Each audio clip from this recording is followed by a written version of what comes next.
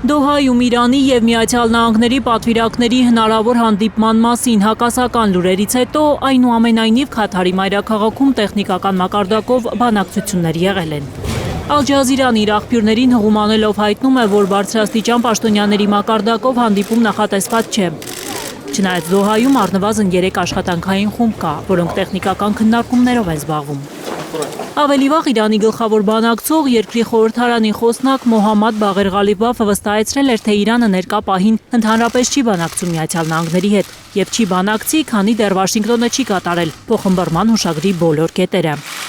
Մինչդեռ փոխնախագահ Ջեյդի Վենսը Fox News-ին հայտնել էր, որ այսօր Վաշինգտոնի եւ Թեհրանի միջև տեխնիկական բանակցություններ կլինեն։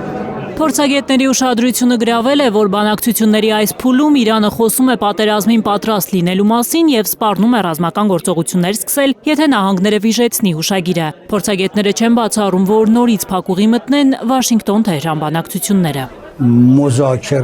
Բանակցությունները պայքարի մի ձևն են։ Նույնիսկ հիմա, երբ մենք խոսում ենք նահանգների հետ, մենք գիտակցում ենք, որ գործ ունենք ոչ թե ընկերոջ, այլ երթումը դժոխք թշնամու հետ, որը կհարվածի ցանկացած պահի, երբ հնարավորություն ունենա։ Միայն նրանք, ովքեր պատրաստ են պատերազմի, կարող են իսկապես արդյունավետ բանակցել։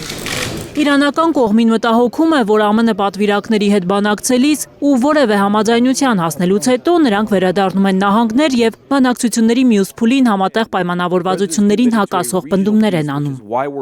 Թեհրանի համար նաեւ անընդունելի է Ղալիբաֆի ձևակերպման պահին, որ ամերիկացի պաշտոնյաներն իրար հակասող հայտարարություններ են անում,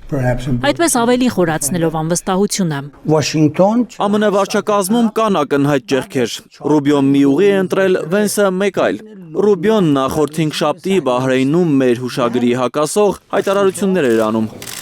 Ամեն դեպքում Ալ Արաբիա հեռուստաալիքը հայտնում է, որ այսօր Դոհայում հնարավոր է եղել հասնել համաձայնության Թեհրանին արտերկրում սառեցված ակտիվներից $3 միլիարդ հատկացնելու վերաբերյալ։ Գաներ Մովսիսյան, Արմեն Ապրեսյան, Հայլուր։